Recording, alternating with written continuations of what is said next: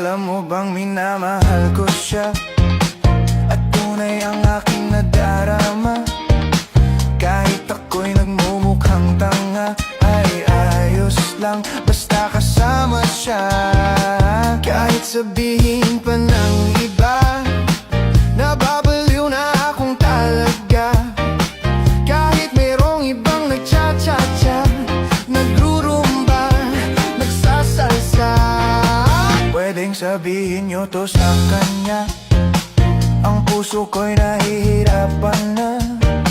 Ano pa ba ang pwede kong gawin na uubra upang maakit siya?